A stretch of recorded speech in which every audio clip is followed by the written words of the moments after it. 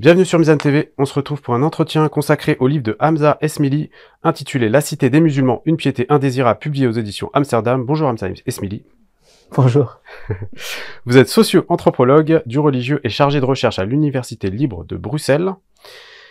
On va aborder un point d'actualité pour commencer cet entretien. Hamza Esmili, peut-on établir un lien direct entre l'assassinat d'Aboubacar Cissé poignardé 50 fois dans une mosquée du Gard et le climat actuel marqué par des débats sur la laïcité, l'islam et la sécurité intérieure en France? Bon, en tout cas, il faut dire les choses. Hein. C'est un meurtre d'une violence inouïe dans une mosquée où un individu qui n'est pas musulman est entré dans une mosquée pour tuer un musulman, qui a tenu des propos injurieux quant à l'islam. Donc très évidemment, il y a une motivation islamophobe. Hein. Peut-être qu'il y a d'autres motivations, c'est possible, l'enquête judiciaire le montrera ou non. Néanmoins, effectivement, même si on se rend compte par exemple que ce monsieur est délirant, ça arrive. Le délire, ça n'arrive jamais comme ça ex nihilo. Le délire, ça se nourrit d'un environnement, d'une atmosphère, de ce que l'on entend, et que ensuite on traduit d'une manière précisément délirante. Donc évidemment, je crois que la crispation collective majeure au sein de la société française autour de l'islam et des musulmans, ils ont abouti malheureusement à des violences dont aujourd'hui on ne peut plus douter qu'elles peuvent être meurtrières. Peut-on parler aujourd'hui d'islamophobie d'atmosphère? En tout cas, il me semble que le débat médiatique, le débat politique, le débat, et puis plus généralement ce qui se pense dans de larges fractions de la société française n'est pas très, positif, pour dire le moins, à l'égard des musulmans et de l'islam. Alors, il y a une histoire à ça n'a pas toujours été de la même manière, toujours existé de la même manière, il y a eu différentes étapes, c'est ce que j'essaie de montrer dans mon livre, dont vous venez de citer le nom, le titre.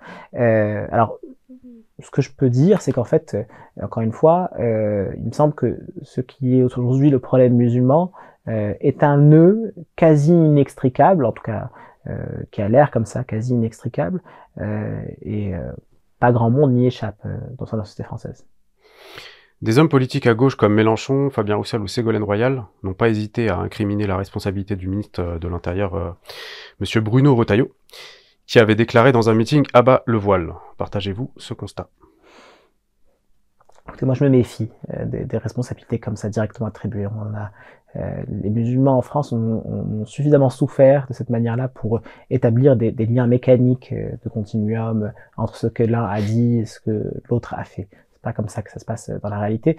Néanmoins, encore une fois, il me semble que ces violences, elles disent quelque chose, cette violence, cet assassinat, elle dit quelque chose d'une dynamique sociale et politique extrêmement grave, où l'incrimination des musulmans en tant que communauté, en tant que collectif, en tant que groupe social a été parachevée, c'est-à-dire qu'en fait ils sont incriminés en tant que tels, pas tellement en tant qu'ils font ce qu'ils font, mais parce qu'ils existent comme ils existent, et il me semble que cette incrimination, vous avez raison, le courant idéologique auquel appartient le ministre de l'Intérieur y a largement participé, il n'est pas le seul, cette incrimination aujourd'hui cause ce que l'on vient de voir, ça fait aucun doute. On va faire un petit rappel des faits de ces dernières décennies.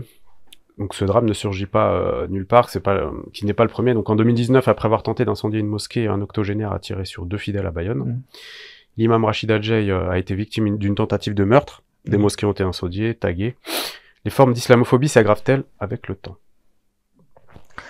Il y a eu quand même une succession d'événements très graves ces dernières années. Hein. Vous avez mentionné l'attentat de la mosquée de Bayonne, l'attaque contre l'imam Rachid Adjei, il y a aussi, on pourrait penser à la fusillade au centre culturel kurde, où il y a quand même 3 morts en 2022. On a un débat sur est-ce que cet attentat doit être qualifié d'islamophobe ou non. Moi je ne comprends pas tout à fait ce débat, parce qu'en fait l'assaillant avait une intentionnalité islamophobe très nette, hein. Il disait lui-même souffrir, je sais pas si on souffre de ça, mais en tout cas être animé d'une haine des musulmans depuis la guerre d'Algérie.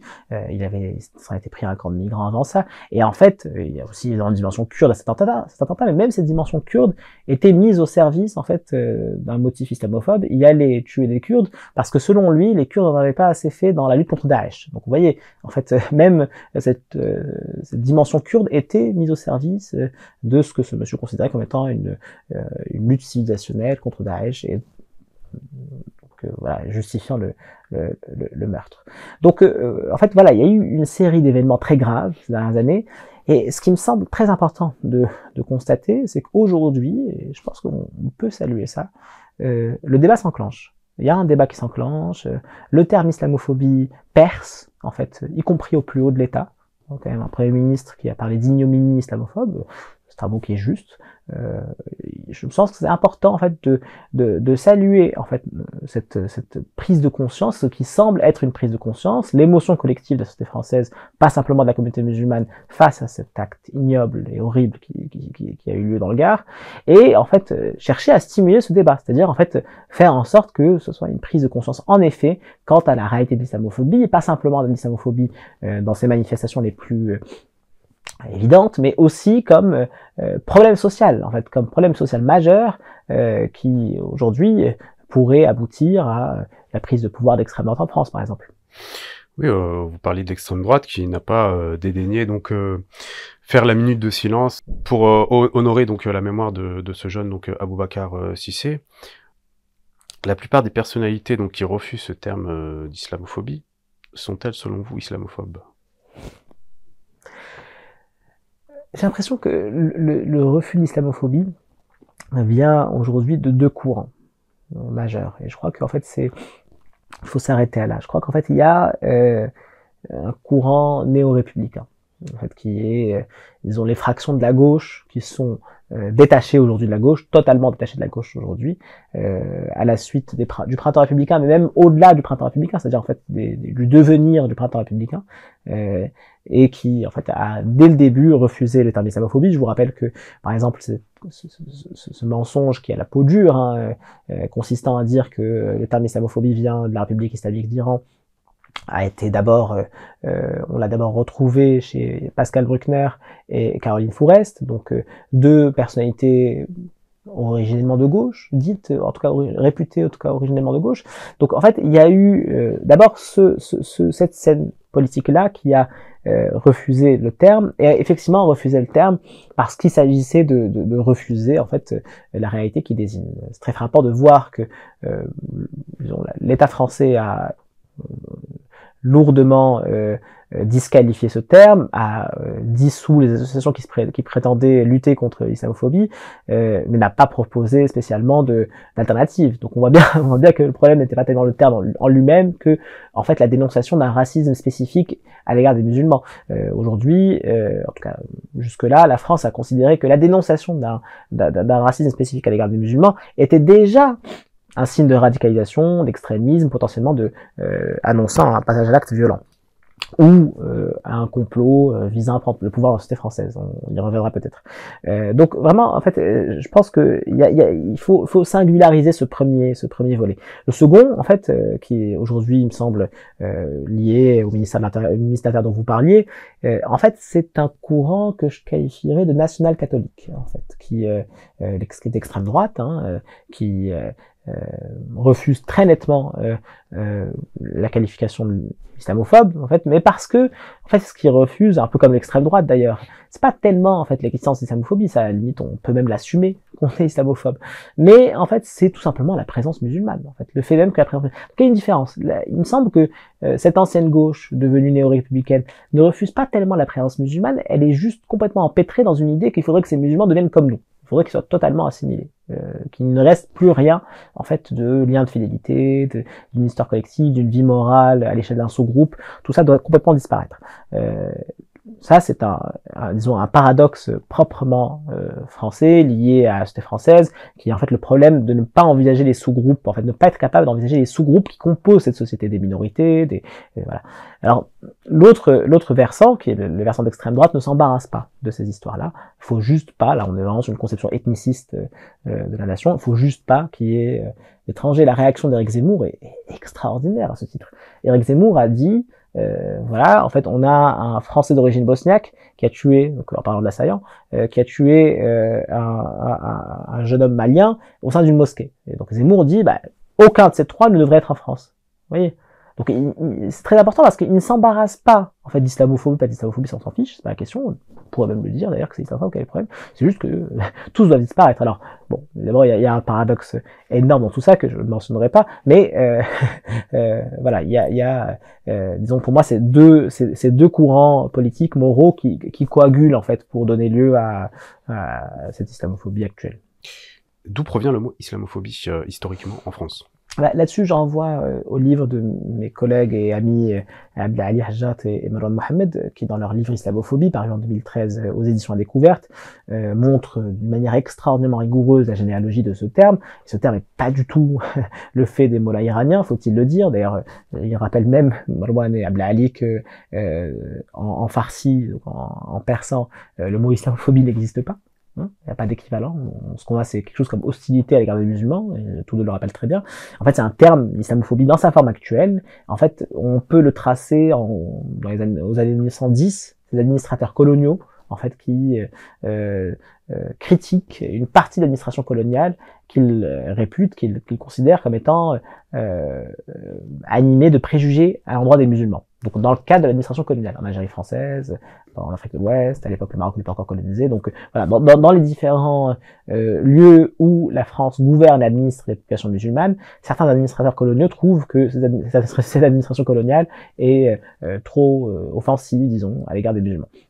Donc, vous voyez, c'est une généalogie qui n'a absolument rien à voir avec les musulmans eux-mêmes. En fait, c'est un terme que des Français opposent à d'autres Français, Français blancs. Ça n'a pas de rapport ni avec l'Iran, ni avec les frères musulmans, et c'est un terme qui s'est imposé au sein des communautés musulmanes depuis plusieurs. Oui, et d'autant qu'en fait, c'est pas simplement qu'il s'est imposé au sein des communautés musulmanes, c'est qu'il y a eu un travail aussi de conceptualisation. En fait, c'est ça qui me semble important dans ces enjeux sémantiques, en tout cas, qu'il faut. C'est-à-dire que moi, je suis pas du tout attaché au terme islamophobie. On peut dire anti-musulman, on peut dire ce qu'on veut. Le problème, c'est en fait la conceptualisation. C'est en fait quand on commence par comprendre, quand on comprend qu'en fait tout racisme n'est pas égal à une autre forme de racisme, qu'il y a des formes spécifiques de racisme, qui ont leur dynamique propre, qui ont leur histoire, qui ont leur représentation, qui ont qui en fait manifestent des formes particulières de pathologie sociale, l'antisémitisme, la négrophobie, l'islamophobie, et ainsi de suite. Quand on comprend ça, en fait, il faut qu'on fasse un travail de conceptualisation de l'islamophobie ou de la manière avec laquelle on veut l'appeler, c'est-à-dire en fait de comprendre ce que ce racisme-là, cette forme de racisme-là a de spécifique.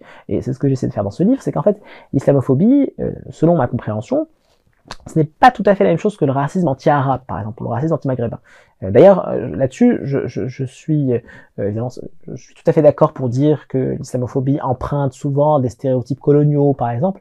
Mais pour moi, c'est pas la source coloniale qui est la plus importante. C'est pas ça, en fait, qui se joue dans l'islamophobie. Pour moi, en fait, ce qui joue dans l'islamophobie, c'est plutôt cette forme de racisme spécifique. C'est plutôt une réaction assez contemporaine, finalement. L'islamophobie, ça ne dure pas depuis les croisades. Moi, je suis pas d'accord pour dire ça.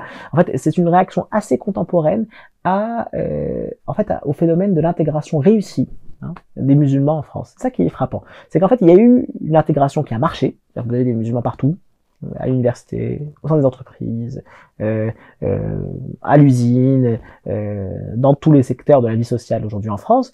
Et en fait, cette intégration réussie donne lieu à une sorte de contre-coup, c'est-à-dire que en fait parce que cette intégration réussie n'a pas été une assimilation, c'est-à-dire que les gens sont devenus français de moult manières différentes, on pourrait dire, mais d'ailleurs certaines manières qui peuvent être critiquables, on peut aussi avoir une façon d'être autocritique, mais en fait donc cette façon de devenir français qui n'a pas abouti à la dissolution des liens de fidélité, qui n'a pas abouti à la dissolution des héritages partagés, d'une vie en fait morale propre au groupe. Le changement de prénom. Le changement de prénom, par exemple, tout à fait, vous avez raison. D'ailleurs, Zemmour là-dessus a été extrêmement fin sociologue. Et il faut reconnaître, moi c'est ce que je fais dans mon livre, c'est-à-dire que je reconnais aux conservateurs le fait qu'ils ont été sans doute meilleurs sociologues que les libéraux. C'est-à-dire qu'en fait, Zemmour a compris qu'effectivement, dans le choix des prénoms, il y a en fait des formes d'inscription dans une histoire collective, il y a des formes de transmission dans un champ de prénoms, évidemment, et que s'appelait, je crois que c'était Corinne qui disait, ou s'appelait Absatou, c'est pas le même prénom, c'est pas la même histoire. Donc en fait, Zemmour, à travers cette question du prénom, a tout à fait compris en fait qu'il s'agissait de refuser, en fait, dans sa tête, refuser l'existence d'un sous-groupe qui a sa propre histoire. Là-dessus, je vais être juste ajouter peut-être une petite anecdote, je n'ai pas moi-même grandi en France. Je ne suis pas français, je n'ai pas grandi en France. Et en fait, moi aussi, je suis très frappé, en tout cas souvent surpris par les prénoms qui sont choisis au sein de la communauté française en France, parce que c'est pas les mêmes que ceux du pays dont je viens. Ça ressemble, parfois c'est les mêmes, parfois c'est pas les mêmes. Et en fait, c'est ça effectivement qui pour moi montre très bien que la communauté musulmane de France s'est constituée, s'est refondée selon en fait une histoire qui lui est propre. C'est-à-dire qu'elle a sa propre histoire qui est liée à une expérience historique particulière, l'immigration postcoloniale et ouvrière, l'expérience des cités, l'expérience parfois des mobilités sociales, et dans tout ça, l'expérience de l'islam, évidemment. Et c'est cette expérience-là, en fait, qui donne lieu à voilà, une vie morale spécifique. Abordons à présent donc le sens des mots et de leur usage. Comment le terme islamisme est-il généralement défini dans les milieux universitaires et quelle analyse faites-vous de son usage dans le débat public? Alors là encore, c'est un terme qui est un petit peu compliqué. Islamisme, c'est un terme qui, en fait, dans la langue française, classiquement, disons, veut dire, en fait, l'islam. En fait, l'islamisme, chez Voltaire, par exemple, chez Renan aussi, ça veut dire l'islam. C'est-à-dire qu'il y a l'islamisme, c'est l'islam. On avait d'autres termes. Voltaire pouvait dire aussi le mahométisme. Voilà, donc c'est un synonyme de la religion musulmane dans son entièreté. C'est un terme qui était largement tombé en désuétude au cours du XXe siècle, et en fait qui réapparaît quelque part au début des années 80 sous la plume de politistes, Bruno Etienne par exemple, qui est quelqu'un de sérieux, qui est un politiste important, qui travaillait sur en fait d'un côté disons la communauté musulmane en France, à l'époque on ne disait pas encore communauté musulmane, on disait les immigrés en fait, et qui a rattaché disons les formes de réaffiliation à la religion au sein de la communauté immigrée, comme on disait à l'époque en France, à des mouvements plus généraux qui traversaient le monde musulman, c'est-à-dire la République islamique, en 79 la Révolution islamique, l'assassinat d'Anwar Sadat, par exemple, en Égypte par la Jama'a Islamiyya, donc un mouvement donc qu'on a appelé islamiste à ce moment-là, évidemment l'émergence des frères musulmans qui ont émergé bien avant, mais qui prennent le pouvoir au Soudan par exemple, donc dans une série de situations nationales où en fait apparaît un acteur politique qui devient de premier plan, qui sont en fait des mouvements qui se réclament de la tradition, qui sont à la fois modernistes en général dans leur rapport à la politique et à la vie civile, et très conservateurs dans leur rapport disons, à ce que doit être la société dans laquelle ils sont. Donc voilà, en fait, on a lié en fait dans l'islamisme à la fois un phénomène social, c'est-à-dire une réaffiliation religieuse parmi les immigrés et leurs enfants, et en même temps un certain nombre de mouvements politiques qu'on a qualifiés ainsi. Alors depuis, en fait, ce terme a eu une histoire complexe. Par exemple, un certain nombre de chercheurs, de collègues l'utilisent pour parler donc de mouvements politiques, de ces mouvements politiques-là, sans avoir en tête l'idée que est islamiste tout ce qui ressemble de près ou de loin de la pratique religieuse, des gens qui. Mais il faut quand même constater que dans le débat public, dans le débat médiatique, il y a une équivalence très nette qui est faite entre une pratique religieuse, disons, manifeste, et ce qui serait l'islamisme. Le voile devient, par exemple, je cite les termes d'une sénatrice française, l'étendard de l'islamisme. Donc là, on a une pratique religieuse tout à fait individuelle, subjective, qui en général ne s'accompagne absolument pas de velléité politique de quelque nature que ce soit, mais donc on considère qu'elle est en soi, elle-même, voilà, le symbole le plus fort d'une idéologie politico-religieuse. D'ailleurs, ça c'est aussi quelque chose qu'il faut noter, c'est qu'en fait cette interprétation du symbole, donc le voile par exemple comme étant un marqueur d'islamisme, se fait souvent contre les actrices. C'est-à-dire que les actrices peuvent dire ce qu'elles veulent, qu'elles n'ont aucune forme de prosélytisme, de velléité, de conquête, que sais-je, mais en fait le symbole se suffit à lui-même, contre la parole des actrices. Ça c'est très frappant et très important, je pense. Ça a été construit dans le débat public français beaucoup à travers le rôle de la psychanalyse. En fait, la psychanalyse a joué un rôle là-dedans pour dire en fait que voilà, le symbole se suffisait à lui-même.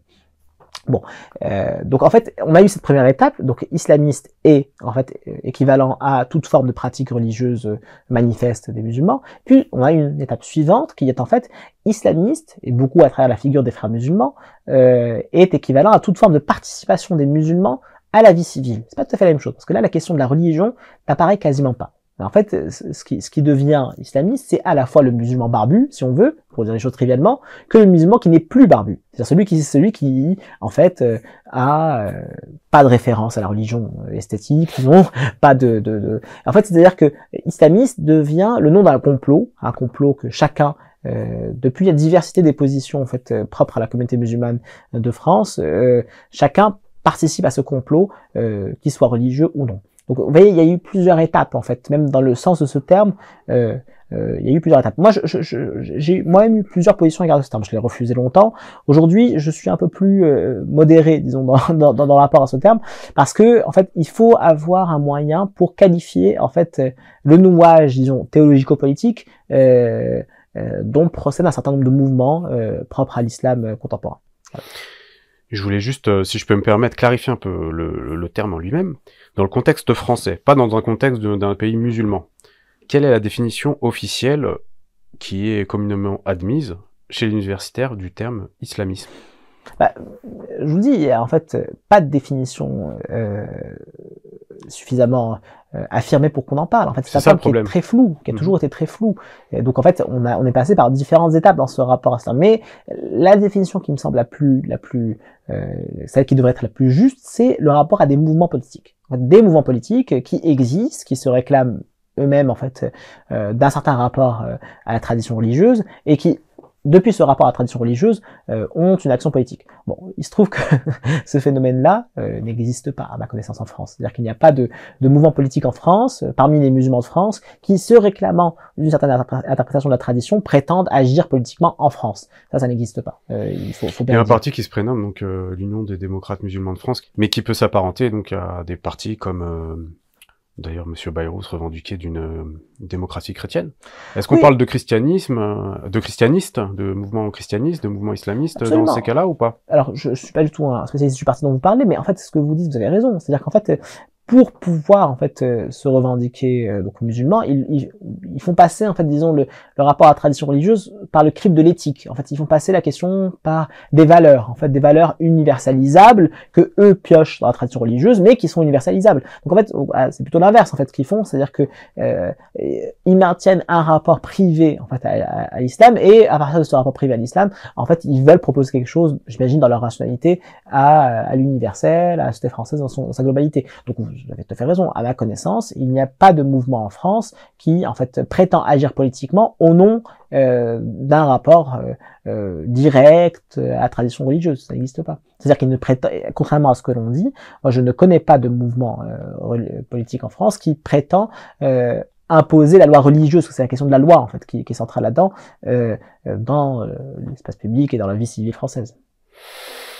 Donc ce que je disais précédemment, dans votre livre, vous distinguez donc l'islamisme dans un contexte musulman majoritaire et minoritaire. Mais en France, vous me dites qu'il n'y a pas de parti qui se prétend donc directement islamiste. Pourtant, on parle souvent des frères musulmans, donc qui agissent dans le milieu associatif. Est-ce que selon vous, donc cette frange des musulmans ambitionne-t-elle de prendre le pouvoir en France et récupérer les institutions de la République? Oui, alors les frères musulmans, c'est un phénomène aussi très complexe. Hein. Donc les frères musulmans, là encore, il faudrait tout à fait, disons, spécifier dans quel contexte national on parle. Les frères musulmans en Égypte, c'est pas les frères musulmans au Soudan, qui ne sont pas les frères musulmans en Tunisie, ou au Maroc, ou en Syrie, par exemple, chacune, ou en Algérie. Chacune de ces situations nationales en fait provoque en fait des changements très nets au sein des frères musulmans. En fait, les frères musulmans, disons, dans leur globalité, ce qui les définit, en fait, dès le départ, hein, avec Hassan al-Banna en Égypte, dans les années 30, à la fin des années 20 et puis au cours des années 30, en fait, c'est la volonté de participer à la vie civile. En fait, c'est ça. C'est-à-dire que les frères musulmans, c'est le premier parti de masse islamique de l'histoire. En fait, les frères musulmans, quelque part à la fin des années 30, c'est plusieurs millions d'adhérents. Hein, quelque chose d'assez extraordinaire. Et en fait, je vous fais cette introduction parce que je pense que ça permet de comprendre ce qu'on veut dire par frères musulmans quand on parle de frères musulmans en France, même si c'est pas ce mouvement politique justement. En fait, ce mouvement, il participe à la vie civile. C'est-à-dire qu'ils créent des associations, ils font de l'humanitaire, ils ont une section scout, les frères musulmans par exemple, en Égypte. Et en fait, alors en France, ce mouvement n'existe pas en tant que tel, mais il y a une influence réformiste, parce que les frères musulmans sont en fait une politisation particulière du réformisme islamique, qui est un grand mouvement intellectuel qui débute à partir de la fin du 19e siècle au sein des pays musulmans. Et donc en fait, en France, il existe en fait des gens qui sont marqués par ce réformisme islamique et parfois même qui peuvent être liés aux frères musulmans dans les pays nationaux, mais en fait dans les pays d'origine ou les pays musulmans, mais en fait dans leur action en France, ce qu'ils font en fait c'est la vie civile, l'association, l'humanitaire, des choses comme ça. Et à partir de là, en fait, le terme frère musulman a connu une inflation extraordinaire dans le débat public pour désigner tout musulman qui est manifestement musulman, mais que ça peut être une pratique religieuse, ça peut être un prénom, ça peut être juste le fait de ne pas être assez offensif à l'égard des autres musulmans, par exemple. Tous ces différentes figures-là vont devenir frères musulmans. C'est-à-dire, en fait, finalement, tous ceux et celles en fait qui participent à la vie publique, à la vie civile, ont des positions d'ascension, ont connu des parcours d'ascension sociale en fait au sein de la société française, tout ceux-là et celles-là peuvent être qualifiés de frères musulmans. C'est ça qui est très frappant. C'est qu'en fait les frères musulmans, la figure du frère musulman en revient à symboliser en fait les phénomènes d'ascension sociale qui ont affecté la communauté musulmane en France. C'est ça qui pour moi est à la fois très parlant, très dangereux. Est-ce qu'on parlait justement là des frères musulmans, mais au-delà de ça, est-ce qu'il existe selon vous, en tant qu'universitaire, une frange de la population musulmane qui ambitionne de prendre le pouvoir en France pour imposer ce qu'on appelle la charia? Enfin bon, c'est-à-dire que déjà, franchement, très sincèrement, je connais pas deux musulmans d'accord entre eux sur ce que c'est que la charia déjà. Enfin, c'est-à-dire qu'il quand on dit ça, c'est totalement délirant en fait, connaissant la complexité des débats internes à l'islam, jurisprudentiel, légaux, juridico-légaux. Vraiment là-dessus, c'est extrêmement comique. Alors, le fait qu'en fait des musulmans veulent en fait faire de la France je sais pas, un Francistan, je sais pas, c'est évidemment totalement délirant, enfin c'est complètement absurde, mais en fait ce qui est intéressant, c'est pas juste de s'intéresser au fait que c'est totalement délirant, en fait c'est de comprendre ce que ça dit en fait comme pathologie sociale. Encore une fois, moi je reconnais en fait aux conservateurs, c'est-à-dire en fait la droite, disons, en fait je lui reconnais un surcroît de réflexivité sociologique parce qu'en fait ils ont compris une chose, ils ont compris qu'en fait l'intégration sociale avait disséminé les musulmans partout dans la société française. C'est-à-dire qu'en fait ils ont compris que les musulmans en France étaient une classe montante. C'est ça qui est pour moi très important. C'est-à-dire qu'en fait, on ne dit pas assez, il me semble, même les musulmans eux-mêmes ne disent pas assez. C'est qu'en fait, il y a eu ascension sociale. Il y a de plus en plus ascension sociale. Les enquêtes statistiques le montrent. L'enquête Théo, par exemple, l'enquête Théo 2, qui sont de grandes enquêtes statistiques françaises, montrent que, en fait, il y a un surinvestissement des études, qu'il y a les musulmans ont beaucoup accédé à la fac, parfois aux grandes écoles, et ainsi de suite. En fait, et en fait, ce phénomène d'intégration sociale qui a marché, mais qui n'a pas conduit à l'assimilation, c'est ce que je disais plus tôt. En fait, c'est ça qui est traduit par cette idée du complot. En fait, les conservateurs ont vu ça, ont compris ça, mais le traduisent d'une manière totalement pathologique qui est, en fait, l'intégration, en fait, c'est un complot. C'est pas une intégration qui a marché, c'est un complot. Voilà, c'est ça qui est pour moi très important dans la manière qu'on a d'aborder, disons, ces thèmes en fait du problème musulman. C'est-à-dire qu'en fait, c'est une théorie de la connaissance. L'islamophobie, c'est un racisme évidemment, mais c'est aussi une théorie de la connaissance. Ça prétend dire la vérité de la société française. Justement là-dessus, comment interprétez-vous l'usage du terme entrisme dans le débat public? Là, on est en plein dedans. Et d'ailleurs, le terme entrisme est quand même un sacré terme. C'est-à-dire que c'est pas du tout, c'est un terme, moi, tel que je l'ai connu, qui était plutôt cantonné à l'extrême gauche. Vous voyez, ce qu'on soupçonne toujours d'entrisme, c'est les trotskistes, par exemple.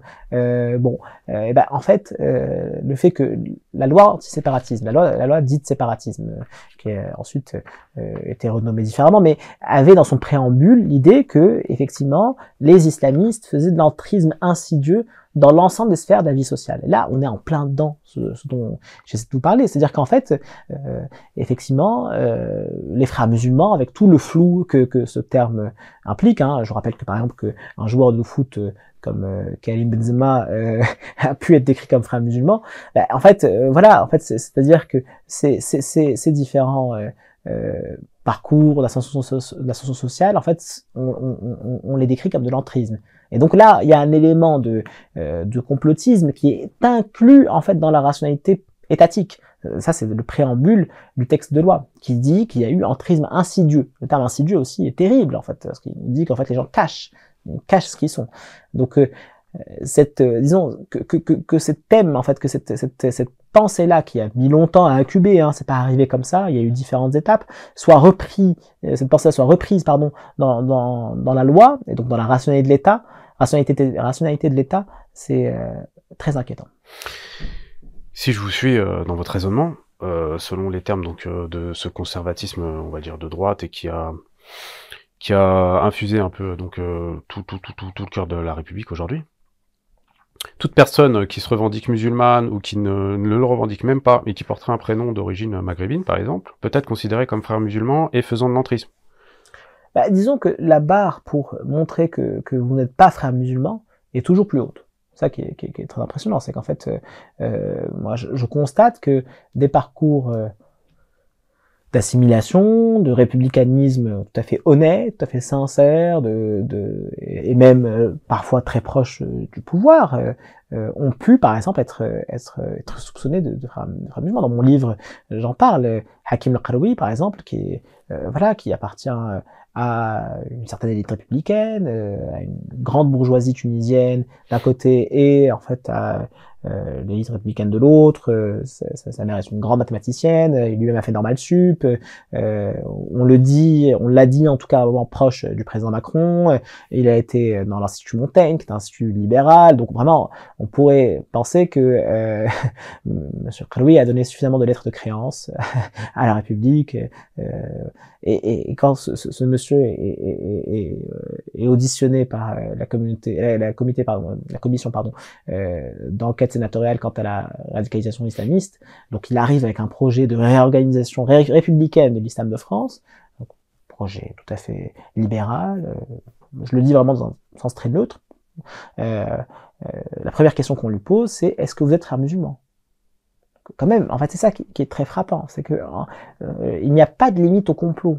En fait, aujourd'hui, ceux qui sont les plus en pointe dans la dénonciation de l'islam, des musulmans, en tant que, disons, quand eux-mêmes se considèrent comme étant issus de l'islam ou des pays du Maghreb, ou qui ont un lien, disons, d'appartenance quelconque à cette tradition-là, ceux qui sont le plus en pointe dans la dénonciation de l'islam depuis cette position-là, en fait, peuvent être soupçonnés demain de séparatisme, d'entrisme, d'islamisme, et ainsi de suite. C'est le principe du complot.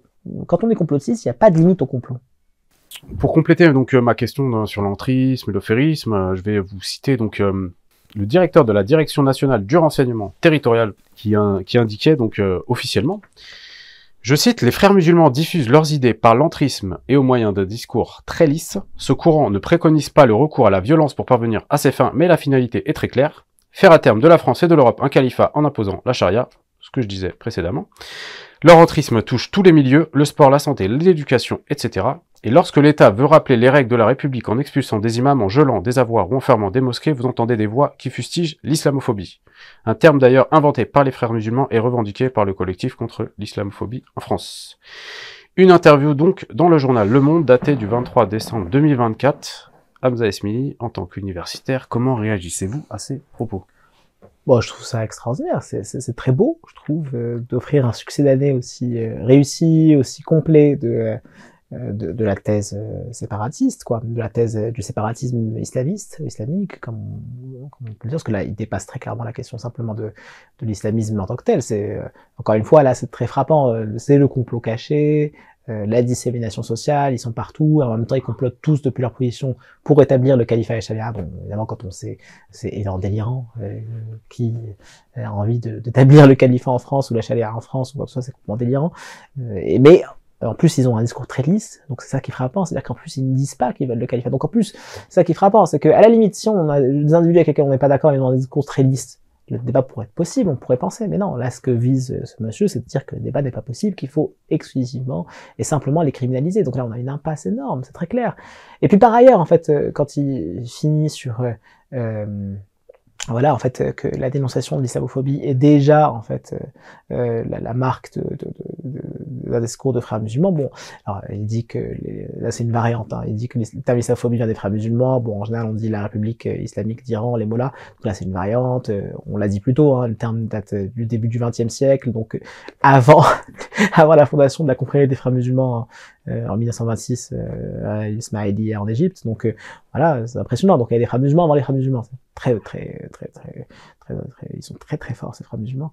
Mais en fait, ce qui va au-delà, c'est qu'en fait on a c'est un discours autoréférentiel, c'est-à-dire qu'on ne peut pas en sortir. Vous, quoi que vous fassiez, même si vous avez le discours le plus lisse, même si vous n'êtes absolument pas, vous n'militez absolument pas ni pour la charia ni pour le califat, mais en fait vous le faites quand même parce que vous avez une finalité cachée. Quand on vous le reproche que vous avez une finalité cachée, bah, vous considérez que c'est du racisme ou de l'islamophobie, et dans ce cas, vous apportez la preuve que, en fait, effectivement, vous êtes un musulman. Alors, on n'en sort pas, c'est pas possible. Il n'y a aucune manière de s'en sortir. Et donc, du coup, bah, c'est vrai que là, on a affaire à une impasse très forte, dont il est assez difficile de voir comment la société française peut sortir. La seule chose, à mon avis, en fait, c'est ce que j'essaie de faire avec ce livre, de plaider, en fait, c'est d'avoir un débat raisonné, sérieux, sur non pas le problème musulman, mais la question musulmane. En fait, c'est très différent. En fait, le problème, si on veut, c'est la traduction de la question en problème. C'est une traduction pathologique. La question musulmane, c'est tout simplement d'avoir un discours raisonné, sérieux, réflexif, de part et d'autre, sur quelle est la place des musulmans dans la société française et quelle doit être cette place. Et c'est tout. En fait, et là, il me semble que c'est par ce surcroît de réflexivité qu'on peut aboutir à autre chose qu'à un problème, mais à des formes de concorde civile. Une autre expression qui est communément employée donc dans les grands médias et les grands débats publics, l'expression donc islamo-gauchisme. Elle est parfois utilisée donc pour désigner celles et ceux qui ne s'opposeraient pas de manière frontale aux pratiques de l'islam. Quelle lecture faites-vous de cette formule et que révèle-t-elle selon vous sur le débat en France ? Dans mon livre, en fait, moi, je lis en fait dans la question de l'islamo-gauchisme comme étant ce que j'appelle le moment schmittien du problème musulman. C'est-à-dire qu'en fait, je vais expliquer, l'islamo-gauchisme, ça vise pas tellement les musulmans, hein. Ça vise plutôt en fait les non-musulmans qui ne sont pas suffisamment offensifs dans leur dénonciation de l'islam. Voilà. En fait, c'est les islamo-gauchistes, c'est les Français non musulmans qui ont trahi en fait la France, la République, en s'acoquinant en fait avec les musulmans. En fait, c'est soumission de Michel Houellebecq, hein, c'est ça. Houellebecq a eu un rôle de quasi prophétique en fait dans ça. En tout cas, il a été vu comme ça par de large frange de la société française, en fait, en dénonçant ce qui allait venir. Et en fait, dans Soumission, c'est très net. Hein. Houellebecq, il me semble, un rapport très fort au thème du déclin, voit en fait dans de larges franges de la société française des gens qui ne sont pas capables de s'opposer à la puissance conquérante de l'islam. Donc là, on a vraiment un thème, il me semble, central du conservatisme français actuel dans son rapport à l'islam, c'est qu'en fait, on est faible et les autres sont forts. Le on étant les Français non musulmans et les autres, c'est les musulmans, évidemment. Donc là, il me semble que quelque chose se joue en fait dans cette idée donc que voilà, la conquête est possible et elle va avoir des idiots utiles, comme on dit. Et ce sont les islamo-gauchistes. Alors pourquoi je dis moment schmittien ? En fait, c'est en référence à Carl Schmitt, hein, théoricien nazi, donc du droit, qui en fait a proposé une lecture de la politique fondée exclusivement sur l'antagonisme ami-ennemi. C'est-à-dire en fait sur le rapport de force ami-ennemi. Et en fait, quand je dis moment schmittien du problème musulman, c'est quand effectivement il n'y a plus de discussion possible, que seul compte une classification. Qui est ami, qui est ennemi. Et l'islamo-gauchiste, pour moi, en tout cas ce terme de l'islamo-gauchisme dénote ça. C'est-à-dire qu'en fait, soit vous êtes avec nous, soit vous êtes contre nous. Voilà. Cette expression donc revêt-elle une dimension historique particulière? Pour citer un célèbre parolier marseillais, Akhenaton a établi un parallèle entre l'utilisation de ce terme et celle de judéo-bolchevisme. Avant la Seconde Guerre mondiale, qu'en pensez-vous? Moi, je me méfie beaucoup des comparaisons. Bon, terme à terme, on pourrait dire que ça ressemble. Je ne crois pas, en fait, que les dynamiques soient les mêmes du tout, en fait, dans la dénonciation de l'islamo-gauchisme et du judéo-bolchevique. Encore une fois, la grande différence, c'est que l'islamo-gauchisme ne vise pas des musulmans. En fait, il vise ceux qui sont pas assez offensifs à l'égard des musulmans. Le judéo-bolchevisme, chez les nazis, en fait, et puis ensuite, tous ceux qui vont collaborer avec les nazis, y compris en France, ça désigne les juifs. Hein, donc il y a déjà une différence majeure, en fait, dans les deux. C'est-à-dire qu'en fait, on soupçonne les juifs d'être à l'origine du communisme, en fait. C'est ça, dans le judéo-bolchevisme, c'est ça que l'on dit. Là, on soupçonne pas du tout les musulmans d'être à l'origine du gauchisme, pas du tout. On soupçonne en fait une partie des gauchistes, ou disons de la gauche française, de ne pas être suffisamment offensive à l'égard des musulmans. Donc je crois que c'est des dynamiques assez différentes. C'est-à-dire que la question en fait du rapport des musulmans à la chose publique et à la politique, en fait, demeure totalement ouverte. Et d'ailleurs, ça, c'est quelque chose qui me semble qui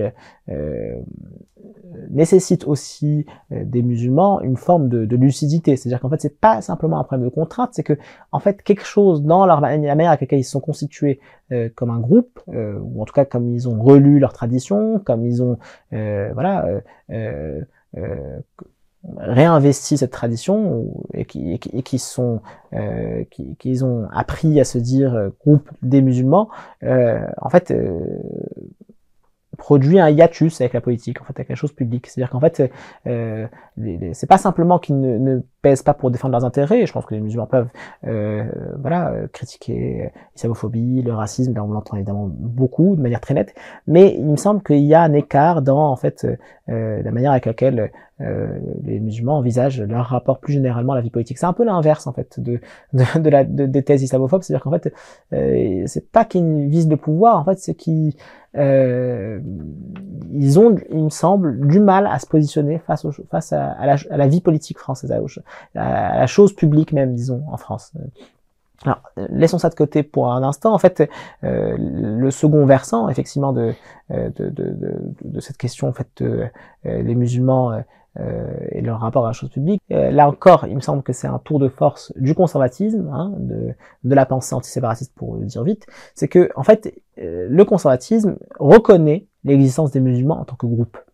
Et ça, je crois que c'est important. Je crois qu'en fait, trop longtemps, disons, le débat public dans la défense des musulmans a été très libéral, en fait, dans son rapport à la société. C'est-à-dire qu'en fait, le libéralisme pense la société comme étant une société d'individus.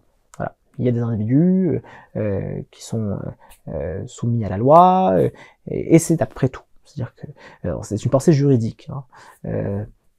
Tout ça est vrai, mais sur un plan tout à fait socio-anthropologique, il y a plus que ça. Il y a en fait tout individu est socialisé. Il appartient à en fait un groupe social qui le socialise, qui est un groupe qui a une nature changeante, hein, c'est pas, les choses ne sont pas fixées, mais en tout cas dans lequel il y a des formes de transmission, de culture, d'opposition aussi. Voilà. En fait, il me semble que la dénonciation aujourd'hui de l'islamophobie ne peut plus se faire selon l'idée que les musulmans en tant que groupe n'existent pas. Ce n'est pas vrai.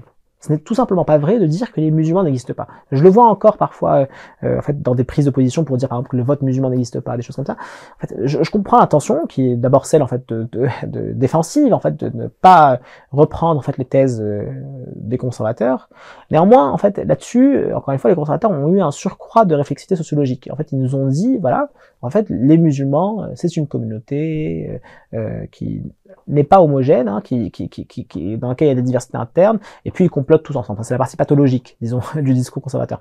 Néanmoins, en fait, la partie qui veut qu'en fait, ils existent comme groupe, quelque chose les lie les uns aux autres, quelque chose, on peut être très souple là-dessus, très lâche là-dessus, mais quelque chose d'une histoire partagée, d'un héritage, d'une expérience, en fait, historique,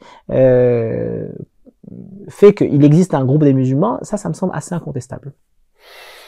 Y compris quand on parle de conversion, quand on parle de parcours beaucoup plus hétérogène qu'il n'y paraît. Mais quand même, en fait, ils partagent une expérience historique, voire un certain rapport à la tradition religieuse.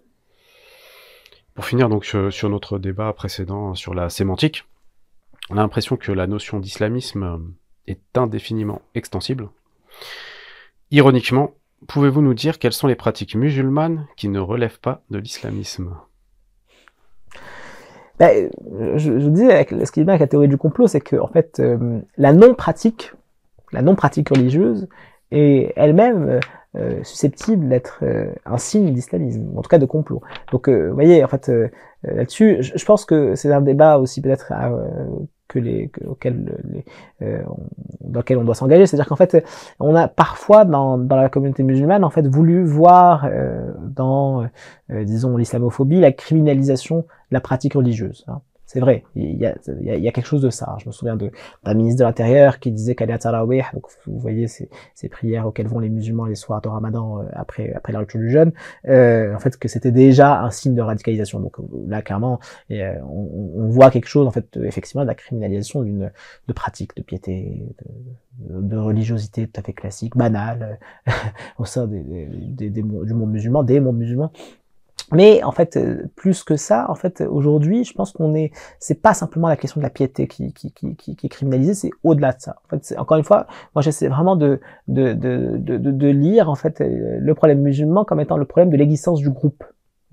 Dans ces différentes manifestations, l'existence du groupe a évidemment peut-être d'abord une existence religieuse. Hein, je ne le nie pas, mais il n'y a pas qu'une existence religieuse. Et en fait, le fait que d'autres manifestations en fait du groupe, y compris non religieuses, peuvent être disqualifiées et qu'on même cherche à les effacer, pour moi, il est très important de souligner pour comprendre ce que c'est que le problème musulman. Ce qui est indéniable, c'est que l'expérience du racisme, l'expérience héritée du racisme, le souvenir du racisme qui a été opposé aux parents, par exemple, ça c'est quelque chose de très structurant pour les enfants de l'immigration postcoloniale et ouvrière. Hein. C'est pour ça que par exemple la lutte des Chibani, par exemple, a un écho extrêmement fort en fait au sein du groupe social que forment les immigrés et leurs enfants. Donc l'expérience du racisme et l'expérience de l'islamophobie, évidemment, que l'expérience de l'islamophobie aujourd'hui est une expérience partagée, c'est sûr, et qui contribue évidemment à justement à solidifier l'expérience du groupe. Pour conclure cet entretien, Hamza Esmili, un mot tout de même donc sur la religiosité des musulmans de France que vous abordez donc dans votre ouvrage. La cité des musulmans, une piété indésirable.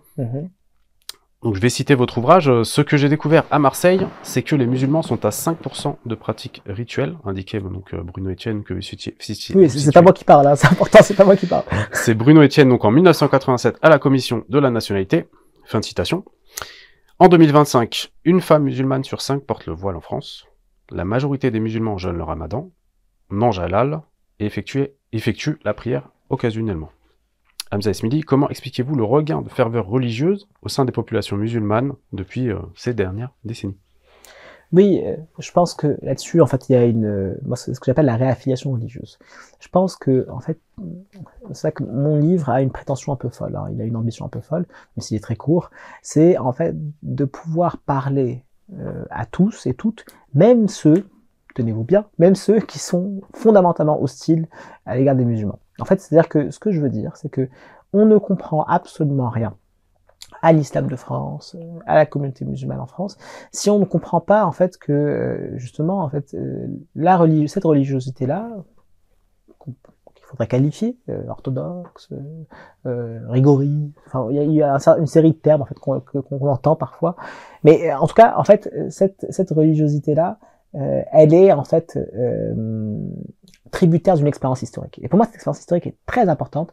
C'est en fait l'expérience d'une marginalité protéiforme. C'est-à-dire que d'abord et avant tout, ce qui s'est passé, ce qu'on oublie souvent, c'est que quand en fait l'immigration a changé de morphologie, hein, je reprends les termes d'Ahmed Seyed, le grand sociologue de l'immigration, qui en fait nous donne en fait une sorte de succession de ce qu'il appelle les âges de l'immigration, et qui dans cet âge, le dernier âge, le troisième âge, c'est en fait l'âge où les ouvriers immigrés se mettent en ménage en fait et ont des enfants.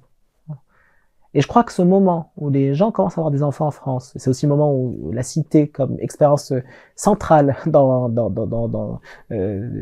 la vie des immigrés et des enfants, en fait, apparaît, hein, ces grandes unités de peuplement, d'habitation en bordure des villes, parfois même dans les villes.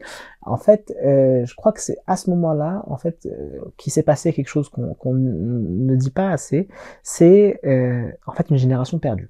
Il y a eu une génération perdue des immigrés et de leurs enfants. C'est la génération qui a disparu avec l'héroïne, par exemple, avec le sida, dans les années 80, en 2080. C'est-à-dire, en fait, un moment de grande désaffiliation, de grande marginalité qui a eu des effets tout à fait tragique en fait sur le groupe social des immigrés et de leurs enfants.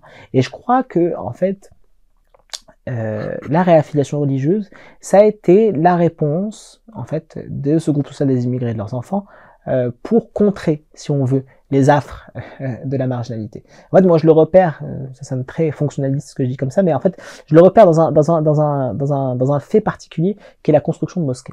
Ça, je pense qu'on le dit pas assez dans les débats, y compris parmi les musulmans sur l'histoire de l'islam de France. En fait, c'est ce moment extraordinaire où les musulmans, la plupart du temps des ouvriers, la plupart du temps parfois même, en fait c'est souvent au moment où la désindustrialisation commence, donc c'est souvent des gens qui sont au chômage ou retraités de manière précoce, qui en fait vont se mettre à construire des mosquées. Et avec tout l'effort collectif que ça implique, effort financier, effort administratif, constituer des appuis institutionnels, jouer parfois les pouvoirs locaux contre d'autres pouvoirs locaux, et ainsi de suite.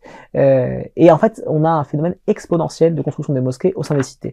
Et moi, ça, je le lis comme étant quelque chose de très important, c'est-à-dire qu'il y a eu une forme d'alliance entre les parents et leurs enfants autour de la réaffiliation religieuse, autour de la reconstruction d'un ordre moral, en fait, d'un ordre moral au sein des cités, mais plus généralement, ensuite, quand les musulmans ont arrêté de vivre simplement en cité, parmi le groupe social des immigrés et de leurs enfants, en fait. La découverte d'une nouvelle forme de moralité, d'un nouveau rapport de chacun à tous et à la transcendance, c'est ça, en fait, la réaffiliation religieuse. Donc, voilà, c'est en fait cet ensemble de phénomènes qui sont encore une fois tributaires d'une expérience historique très singulière, très particulière, que j'esquisse très très vite dans mon livre, c'est très rapide, parce qu'en fait, je me fais un peu de promotion, mais en fait c'est parce que ça annonce un second livre qui paraît l'an prochain aux éditions du Seuil, qui s'appelle La fidélité et son reste, en fait. Et ce que je veux montrer avec ça, c'est qu'en fait, je fais un jeu de mots en fait autour de la fidélité, donc comme phénomène de loyauté au groupe ou aux autres en tout cas, aux parents, aux frères et sœurs, et la fidélité comme notion religieuse. Fidélité, vous savez, c'est la même idée que l'iman, la foi, donc en islam. Et donc en fait, ce que je veux montrer en fait, c'est comment en fait donc un réinvestissement de la tradition religieuse était tout à fait lié à en fait une expérience socio-historique très particulière. Voilà. Et alors, je veux juste dire, ceci dit, en fait, peut-être juste pour finir, c'est qu'en fait, depuis cette trame-là, cette trame, ce qu'on appelle la réaffiliation religieuse, évidemment qu'il y a eu une pluralité d'expressions religieuses très diverses entre elles. Il y a, en fait, voilà, un certain nombre de courants religieux qui coexistent dans la communauté musulmane de France, qu'il faudrait pouvoir à chaque fois spécifier.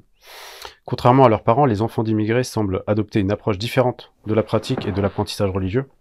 Comment cette réappropriation de la religion s'opère-t-elle au sein des populations musulmanes en France?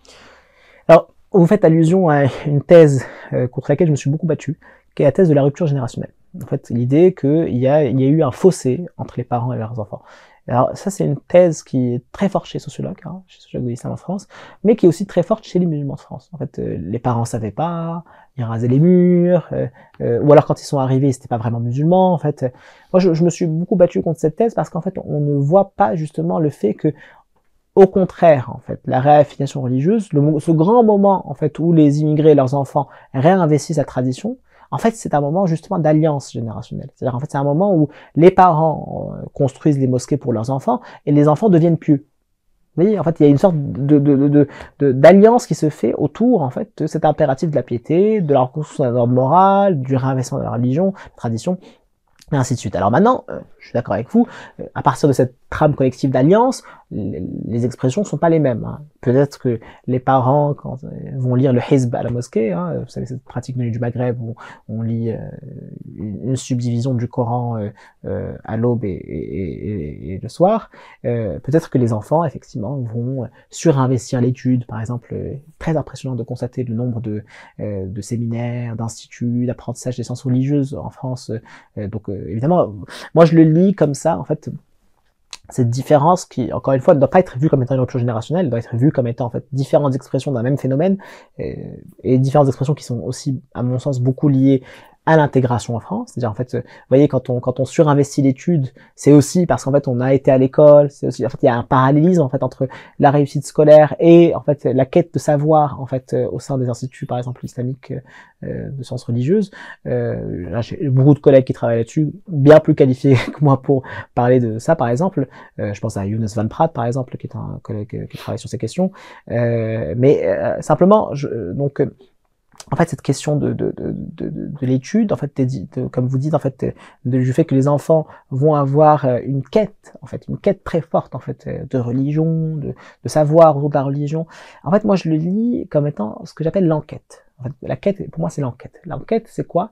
C'est, en fait, c'est un peu ce dont je parlais tout à l'heure, en fait, c'est-à-dire que comment, en fait, réaliser dans la vie terrestre, sur la scène terrestre, c'est-à-dire, en fait, dans la vie telle qu'elle est, en fait, à un certain idéal de guider, voilà, tout ça est encore... Il y a une recherche de sens et donc de rechercher dans le texte, étudier pour mieux appliquer dans son, oui, dans son quotidien. En fait, pour faire advenir en fait une réalité, c'est pas simplement une recherche de la bonne interprétation, il y a ça évidemment, mais cette recherche de la bonne interprétation est mise au service, même si c'est très souvent de manière implicite, en fait, de comment faire advenir le bien, en fait, c'est-à-dire en fait une réalité bonne, en fait, une réalité bonne.